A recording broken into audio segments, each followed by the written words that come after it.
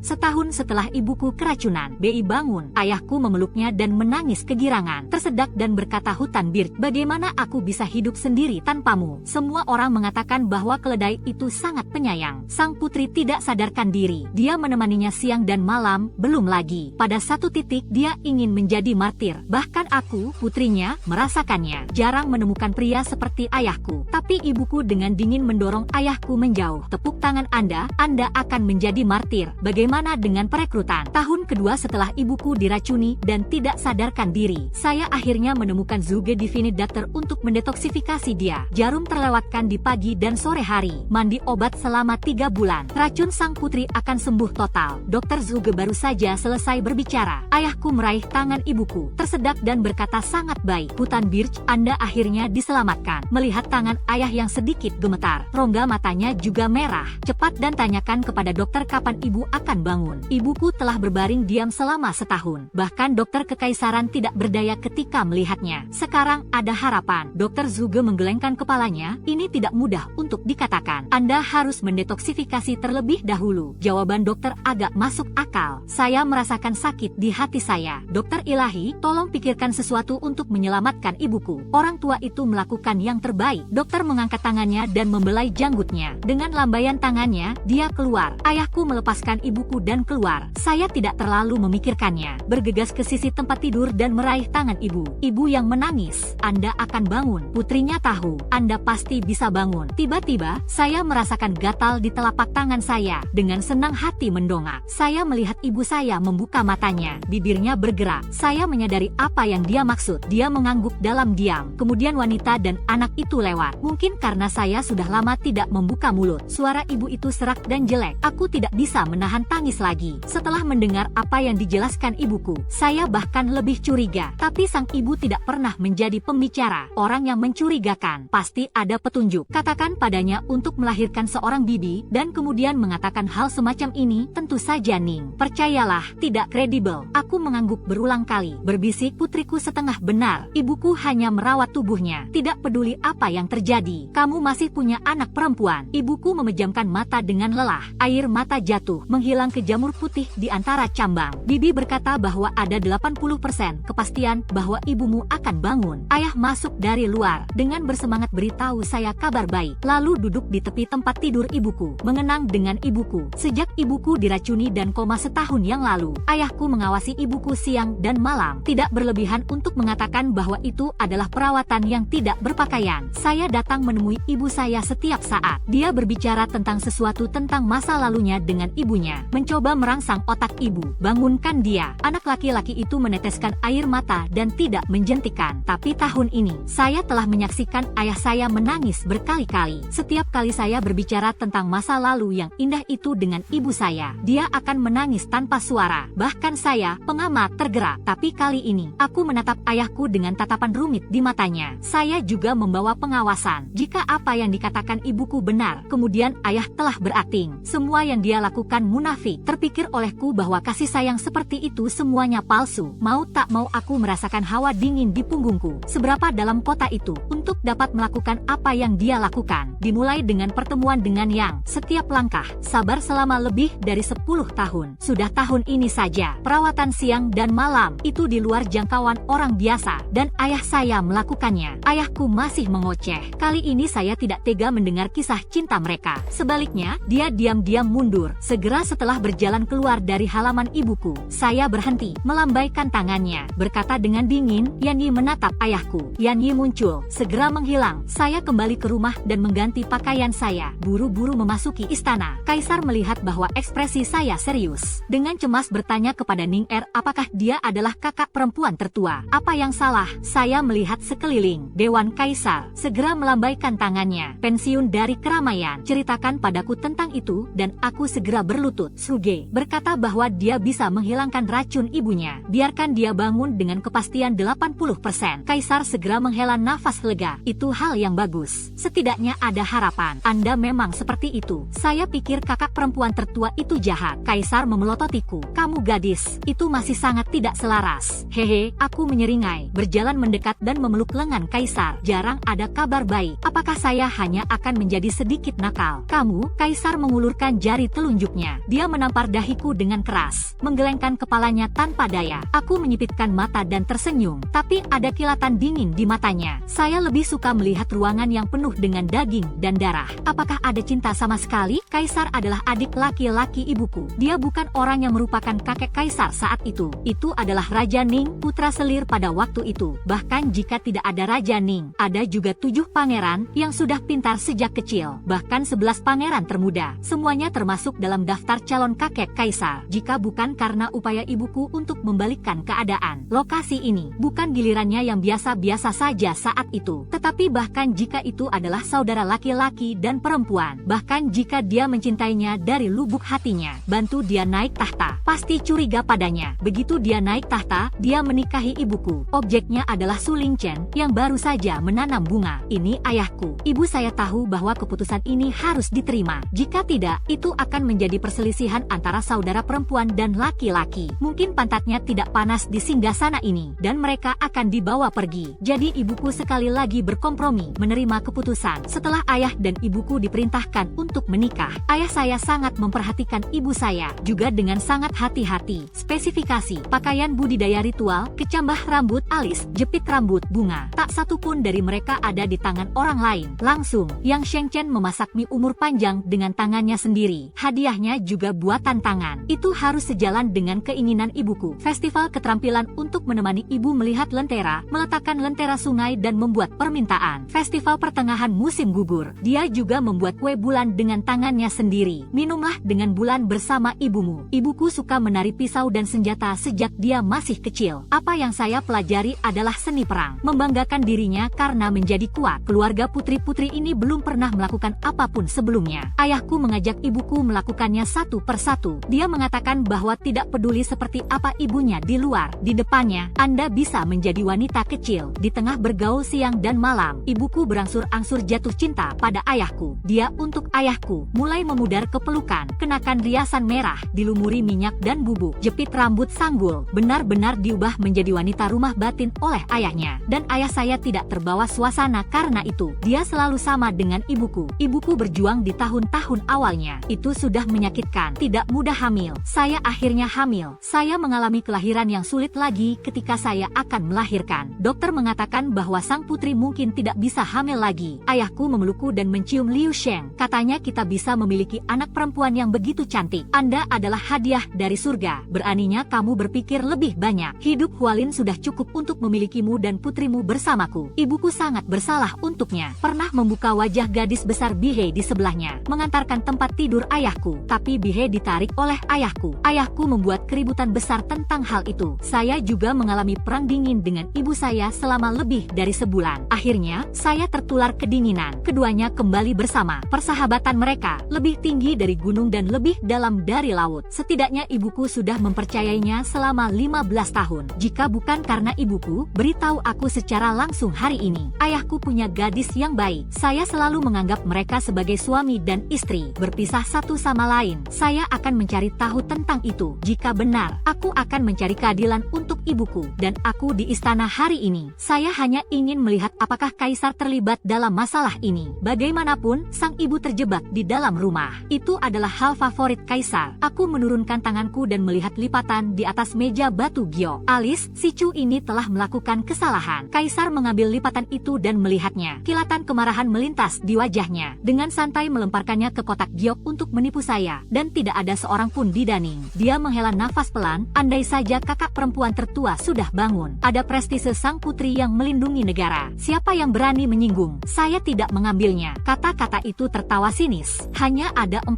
kata yang terlintas dalam pikiran dan saya merugikan diri sendiri. Saya tidak yakin tentang keracunan yang. Apakah ada tulisan tangan kaisar? Tapi gunakan ayahku untuk menggiling tepi ibuku. Pasti apa yang dia maksud. Jika ibuku belum menikah dengan ayahku, bagaimana ini bisa terjadi? Ada seorang ibu di Xiao Xiao Sichou. Apa yang perlu ditakuti? Saya pada dasarnya mengkonfirmasi apa yang saya pikirkan. Saya tidak ingin tinggal di sini lagi. Bangun dan pergi. Kaisar melambaikan tangannya dengan tatapan gelap. Saya mundur ke pintu, berbalik dan luruskan punggung Anda dan berjalan pergi. Keluar dari tandu di istana. Wajahku langsung menjadi dingin. Saya menyebutkan bahwa ibu saya dapat mendetoksifikasi. Mata kaisar bersinar keheranan. Saya tidak bisa salah, karena dia tidak peduli dengan persahabatan antara antara saudara perempuan dan laki-laki. Jangan salahkan saya karena tidak berbicara tentang penyelamatan hidup. Kembali ke rumah Putri. Saya duduk di ruang kerja saya. Satu demi satu perintah dikeluarkan. Saya selesai memikirkannya. Tidak ada yang hilang. Seluruh orang pingsan. Di masa lalu, semuanya direncanakan oleh ibu. Meskipun saya dikatakan oleh suami saya berwarna biru, tapi aku selalu mengandalkan ibuku untuk malas. Kali ini saya benar-benar lelah. Pada malam hari, pelayan Haruka masuk dan memanggilku penguasa daerah.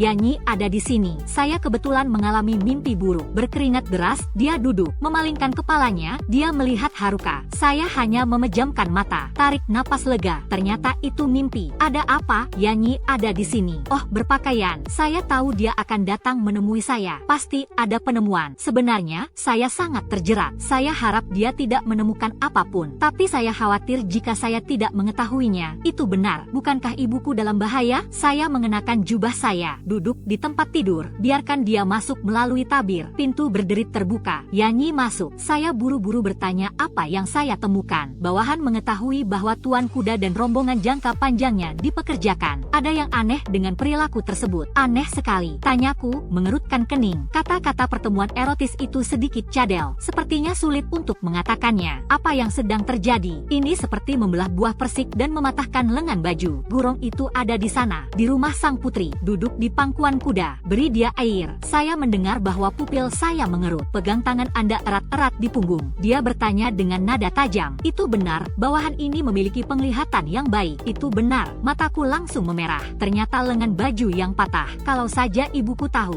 menjijikkan sekali. Bahkan jika itu aku sebagai seorang putri, seolah-olah telah dituangkan timah ke tenggorokannya. Kataku dengan suara serak, gadis, Anda tidak bisa pergi ke Mei. Mereka semua menutupi mata mereka. Chunxiang buru-buru berbicara untuk menghentikannya. Aku melambaikan tanganku. Tidak peduli seberapa sakit ibuku. Saya hanya melihat. Tidak ada sama sekali. Tentu saja saya ingin melihatnya dengan mata kepala sendiri. Saya harus membiarkan diri saya tahu wajah asli ayah saya. Saya melakukan banyak konstruksi mental untuk diri saya sendiri. Tetapi ketika saya benar-benar melihat mereka di warung sebelah tempat tidur ibuku, percabulan yang tidak bermoral, aku masih mengangkat mataku. Saya pikir saya kebal terhadap pria sepanjang hidup saya. Bersedia membawaku kembali ke kompleksmu sendiri. Saya berbaring di bawah pohon ginkgo di halaman dan muntah. Air mata juga menghembuskan napas. Tunggu sampai aku benar-benar tenang. Sudah setengah jam kemudian, ambil air yang disiapkan Chunxiang untukku. Aku berkumur dan tidak bisa menahan diri untuk tidak menyeka wajahku dengan keras. Sudah berapa lama Gurong mengikutinya? Aku bertanya, menutupi mataku. Saya memasuki rumah dengan Tuan Kuda. Dia dulunya adalah seorang sarjana dari Master Kuda. Bersedia mengikuti ibuku mabuk. Secara alami, dia tahu segalanya di rumah sang putri. Tapi dia tidak akan pernah memikirkannya. Seorang sarjana akan memiliki masalah. Tidak ada yang akan memikirkannya. Pernikahan yang mulia dengan Tuan Kuda. Ini lengan baju yang rusak. Itu masih cinta sejati. Aku mencibir. Ucapnya sinis. Gurong diam-diam ditahan. Dia diperintahkan untuk mundur. Saya mengirim Chunxiang untuk beristirahat. Dan saya berbaring sendiri. Melemparkan sampai subuh. Keesokan harinya, saya pergi menemui ibu saya dengan mata merah. Dia membuka matanya padaku lagi. Dengan antisipasi di matanya, saya mengangguk. Putrinya tidak bisa menghitung apa yang dia bisa. Bisnis Yudet. Putriku akan mendapatkan keadilan untukmu. Tapi ibuku menarikku untuk tidak menggunakannya. Ayahmu, aku akan datang sendiri. Bagus untukmu. Tetapi Anda harus bangun dan berlari dengan cepat. Ibuku sudah bangun. Yang utama adalah belum bergerak selama setahun. Ada beberapa atrofi di otot. Perlu berolahraga lebih banyak. Dan selama 2 bulan, saya diam-diam membantu ibu saya merehabilitasi secara pribadi. Dan tepat 2 bulan ini, ayahku tidak peduli dengan sisi ibuku. Bagaimanapun, Gurong favoritnya hilang. Sekarang dia seperti semut di panci panas. Cari orang di mana saja. Ibuku sekarang bisa berjalan dengan sangat rapi. Dia menawarkan untuk bertemu Gurong. Saya tidak mengatakan sepatah kata pun. Membawanya ke sana. Faktanya, Gurong tidak meninggalkan rumah sang putri. Ada di ruang rahasia di bawah bebatuan. Ketika Gurong melihat ibuku, mata membelalak ngeri. Saya tidak percaya bagaimana Anda bangun. Anda tidak bisa bangun. Motonomiya Yoshito. Ini memiliki fase surgawinya sendiri. Mengapa tidak bersedia membawa kursi? Ibuku duduk lebih dulu. Itu karena Anda dan Su Lingchen baik-baik saja. Saya menipu istana utama selama 15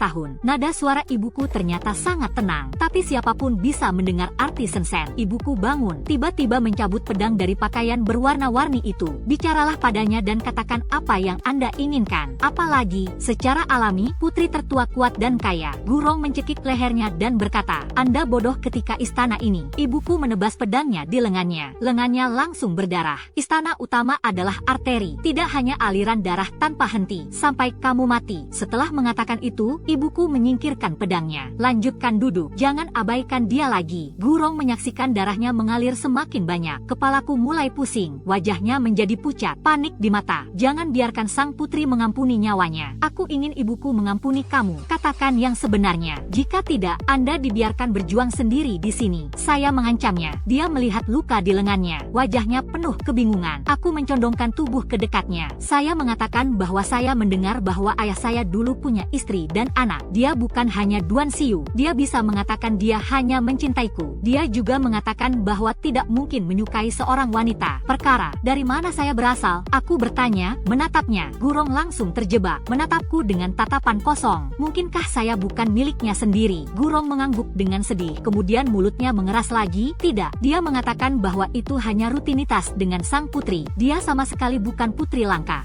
Hanya saya. Lalu aku bertanya padamu, biarkan Anda tidur dengan seorang wanita sekarang. Apakah Anda melakukannya? Wajah Gurong membeku, menggelengkan kepalaku. Aku tidak dingin pada wanita. Itu benar. Anda bisa membelanya seperti batu giok. Tapi dia punya istri dan anak di kampung halamannya. Masih bersama ibuku. Dengan saya, dia juga putri istana. Kata lain, dia sekarang terkenal dan kaya. Ada putra dan putri. Dan Anda tidak memiliki apa-apa selain tubuh yang hancur olehnya. Tidak apa-apa. Gurong mendengar ini. Sikapnya agak longgar dan aku menatap ibuku. Anda terlalu banyak mencubitnya. Sekarang tertangkap. Tebak siapa yang pertama kali mengira Anda mati? Bukan tidak mungkin. Gurong tidak percaya bahwa ayahku akan membunuhnya. Ketika ibuku mendengar ini, dia menengadah ke langit dan tertawa. Jadi bertaruhlah. Lihat apakah dia ingin membunuhmu. Yang Shuai meninggalkan ruang rahasia terlebih dahulu. Aku melihat punggungnya. Dengan kesedihan di matanya. Pesan nyanyi untuk ayahku Gurong. Jadi ayah saya menerima surat nasihat. Sudah larut malam. Kuil. Tentu saja, Gurong tidak bisa membiarkannya keluar ketika dia melihatnya di ruang rahasia. Ayahku mengenakan jubah hitam. Wajah dingin muncul di kuil Dewa Kota. Gurong melihat wajahnya penuh kegembiraan. Saudara Chen, Anda di sini untuk menyelamatkan saya. Jangan tidak jujur. Aku mengenalmu sekarang. Yansan membajak Gurong dengan wajah tertutup. Ayahku mengangkat matanya dan menatap Yansan. Pria baik ini, entah bagaimana membajak mulut kecil yang panjang. Mulut kecil yang panjang. Haha, Yansan menengadah ke langit dan menertawakan tuan kuda itu. Jangan membodohi saya. Hubungan antara kalian berdua bisa bersembunyi dari sang putri, bersembunyi dari seluruh dunia. Tapi mereka tidak bisa menyembunyikannya dariku. Saya tidak mengerti apa yang Anda bicarakan. Ayahku tanpa ekspresi dan bodoh. Kualitas psikologis. Itu bagus. Ia juga bisa munafik selama lebih dari 10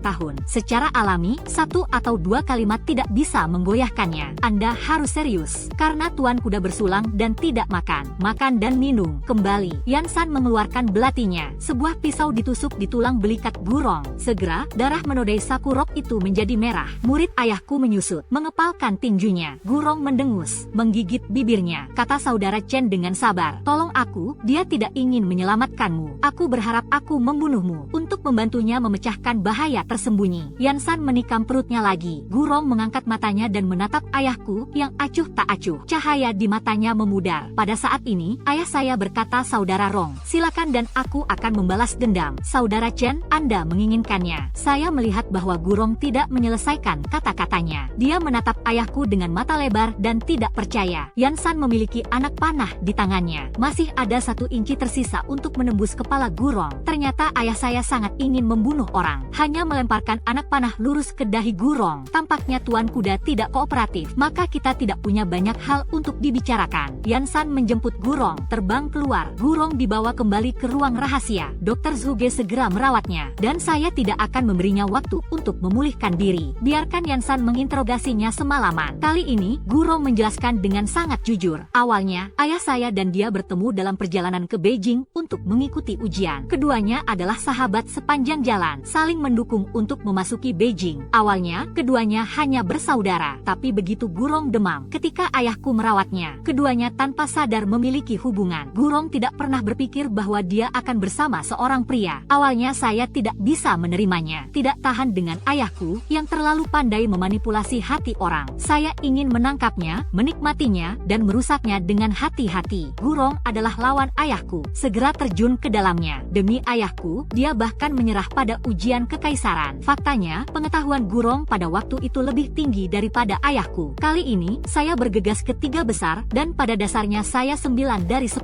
Di sini saya harus menyebutkan latar belakang keluarga Gurong. Dia ternyata adalah putra bungsu dari keluarga Wei Zhougu yang telah mencari selama bertahun-tahun. Rumah Xian An dibebaskan dari bantuan tahun itu. Jika bukan karena perampok di jalan, budak rumah dimusnahkan. Dia selamat sendirian. Jika dia tidak bertemu ayahku, dia akan sampai ke Kyoto dengan selamat. Kemudian andalkan pengetahuannya sendiri yang luar biasa, keluarga itu kuat lagi. Hidupnya akan terus bersinar. Tapi dia baru saja bertemu ayahku. Dia seperti dewa yang telah jatuh ke dunia fana. Menemukan plotnya, saya lebih suka menghancurkan diri sendiri dan berlatih daripada bersama ayah saya. Dan dia juga menjadikan ayahku, bahkan ujian ilmiah itu untuk ayahku. Beberapa artikel ditulis sebelumnya. Biarkan ekor bangau ayahku benar-benar mencapai puncak ke mata kaisar. Ketika ayah saya menikah, kalimat malu mengirimnya pergi. Saya ingin itu berguna jika itu bukan kemampuannya. Saya khawatir ayah saya akan membunuhnya sejak lama. Strategi-strategi yang telah disebutkan ayah saya di pengadilan selama bertahun-tahun. Itu semua idenya. Ibuku sudah mencurigainya sebelumnya. Bagaimana mungkin seorang anak gunung memiliki wawasan seperti itu? Saya pikir itu berbakat. Saya tidak berharap memiliki pemikir pekerja keras. Juga sangat berbakat di dunia ini. Semuanya tidak normal. Pasti ada yang aneh. Aku menatapnya, menggelengkan kepalanya. Saya benar-benar tidak tahu harus berkata apa tentang Anda. Otak ditutupi dengan, saya tidak ingin menghentikan kerugian tepat waktu. Juga langsung disesatkan. Saya sangat mabuk. Dia tidak bisa membunuhnya begitu saja. Lagi pula, di mana identitasnya? Jika ayahku menyodoknya, dia akan ditemukan oleh keluarga Gu. Ibuku dan aku tidak bisa akur. Yah, bagaimanapun, jika Anda menyerahkannya kepada keluarga Gu, mungkin itu bisa menjadi titik bantu bagi kita. Waktu berubah. 1 bulan lagi berlalu. Ibuku. Akhirnya, ketika ayah saya menceritakan kasih sayangnya lagi, buka matamu perlahan. Ayahku memeluk ibuku dengan penuh semangat. Ayahku memeluknya dan menangis kegirangan. Tersedak dan berkata, Hutan Birch, bagaimana aku bisa hidup sendiri tanpamu? Dia tidak memperhatikan ketidaksabaran dan niat membunuh di mata ibuku. Aku akan mencoba membawa Dr. Zhuge ke pintu. Ayah meminta dokter ajaib untuk merawat ibuku. Ayahku segera menyingkir, menatap dokter ajaib itu dengan penuh harap. Dr. Zhuge melepaskan tangannya. Dia tidak sabar untuk bertanya bagaimana keadaannya. Saya mencintai sang putri dan racunnya telah disembuhkan. Jika Anda menjaga diri sendiri selama lebih dari sebulan, Anda akan baik-baik saja. Terima kasih, dokter ajaib. Aku akan mengirim Heller keluar. Ayahku memegang tangan ibuku, kata Hualing dengan penuh kasih sayang. Itu luar biasa. Anda tahu tahunnya. Betapa aku berharap kamu bisa bangun dan melihatku. Ya, aku mengangkat kelopak mataku. Awasi dia diam-diam menarik tangannya. Ibu sangat pas. Mengkolesi awan. Usap air matamu. Buru-buru mendukung ayahku. Tidak ketika sang putri tidak sadarkan diri. Keledai itu menemaninya siang dan malam. Pada satu titik, dia ingin menjadi martir. Aku mencibir saat mendengar ini. Yah, betapa realistisnya aktingnya. Semua orang bilang dia penyayang. Bahkan aku, putrinya, merasakannya. Jarang menemukan pria seperti ayahku. Jika bukan karena ibuku bangun dan mengeluarkan semuanya. Saya selalu berpikir ini adalah ayah yang baik dan suami yang baik. Saya akan menyembah dan menyembahnya selama sisa hidup saya. Pada saat ini, ibuku dengan dingin mendorong ayahku menjauh. Anda akan menjadi martir. Bagaimana dengan perekrutan? Ibuku bertepuk tangan. Yansan meraih Gurong dan masuk dari luar. Wajah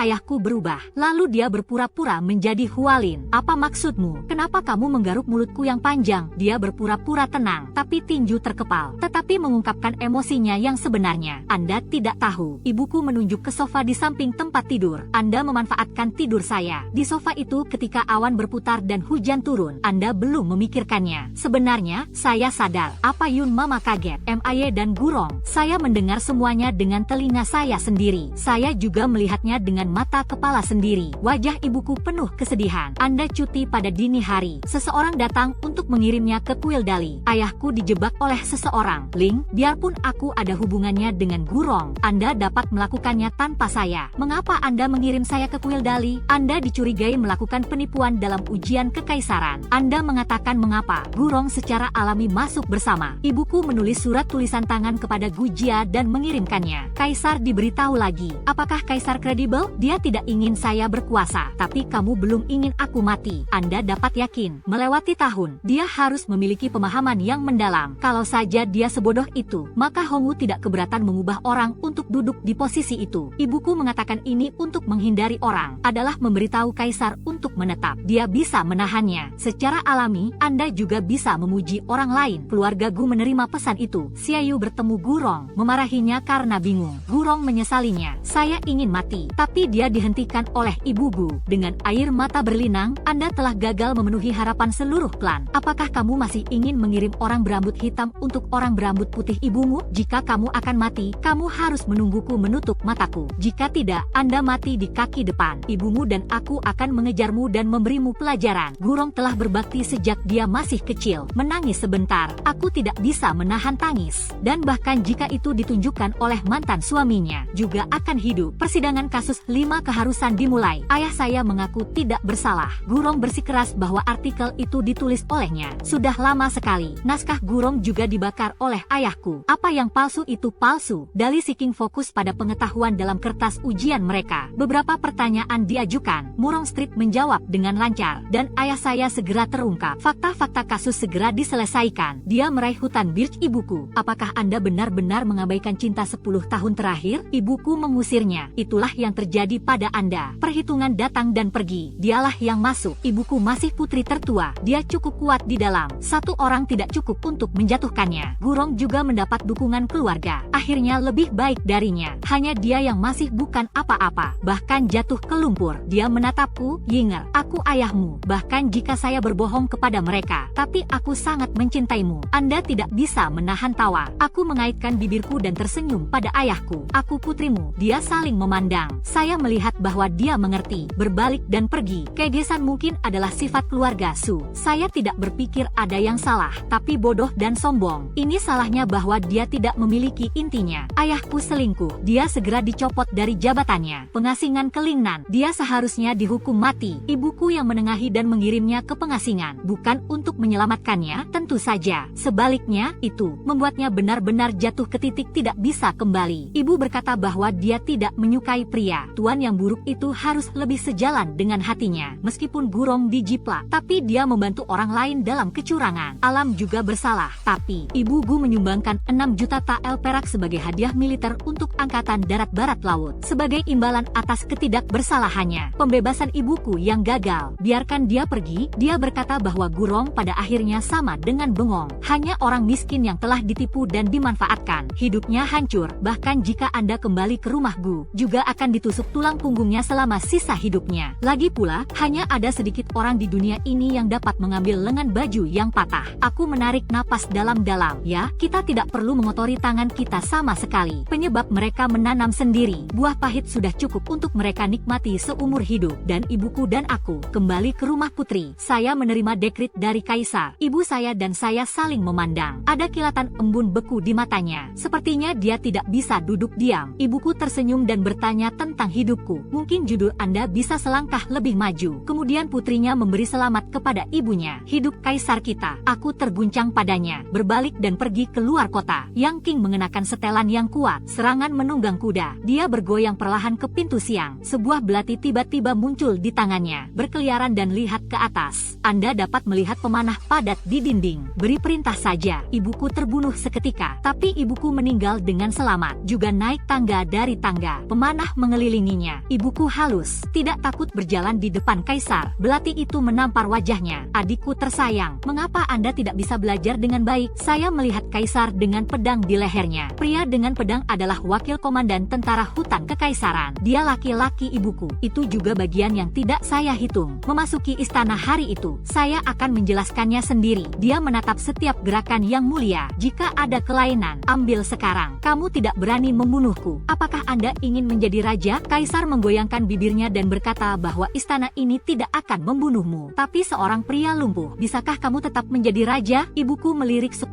jalan. Dia mengayunkan pedangnya dan memotong salah satu telinga Kaisar. Ibuku berkata dengan dingin, karena telingamu tidak berguna. Jangan menyimpannya. Ibuku mengabaikan jeritan Kaisar. Lihat Lihatlah sekeliling pada instrumen. Mereka yang menyerah tidak membunuh. Sisanya tidak dihitung. Dia menjatuhkan kata-katanya dan turun dari menara. Langsung ke istana dalam. Hal-hal ini memiliki cara nyata mereka sendiri sampai akhir. Ibuku memaksa kaisar untuk menulis dekrit di atas tahta. Bertahta sebagai kaisar. Beberapa raja bawahan tidak yakin. Semua memasuki Beijing dengan nama daftar militer king. Tapi mereka hanya berjalan dengan kaki depan mereka. Sarang itu semua digerebek oleh penyergap kami. Menunggu mereka di Kyoto. Itu adalah rumah mereka, yang penuh dengan wanita dan anak-anak tua dan lemah. Dan 300.000 tentara yang saya pimpin. Mengetahui urusan saat ini secara alami mendukung. Ibuku menyerah. Beberapa orang yang tidak mengetahui keadaan saat ini terjebak dan meninggal di luar kota. Sampai mereka tidak bisa menahannya lagi. Akhirnya masih kompromi. Hanya saja perawatannya tidak begitu baik. Cas sebelumnya, ibuku juga meninggalkan mereka martabat. Ambil saja kembali wilayah kekuasaan. Gelar ksatria dipertahankan. Yang terakhir langsung mencabut wilayah kekuasaan, pengasingan, dan raja bawahan yang tidak memasuki Beijing. Ibu saya membebaskan wilayah itu dari pajak selama 2 tahun. Untuk menenangkan, saya juga dikanonisasi sebagai putri tertua dengan penguasa daerah, yaitu Jenderal Ekspedisi ke Barat. Perang salib melawan Chu Barat butuh waktu 3 tahun. 11 Chu menyerahkan surat penyerahan. Mereka bahkan ingin aku pergi dan berciuman. Saya menolak membawa seseorang untuk menyusup ke istana dan mengancam Kaisar Chu Barat. Kirim ganti rugi besar. Sejak itu, Raja Chu Barat telah mengubah dinasti. Tidak sebelumnya berani menyinggung Sisi. Jika Anda kalah, Anda dengan jujur mengakui kekalahan. Saya masih ingin bermain trik. Kalau begitu jangan salahkan aku karena menginjak-injaknya ke lumpur dan menggosoknya.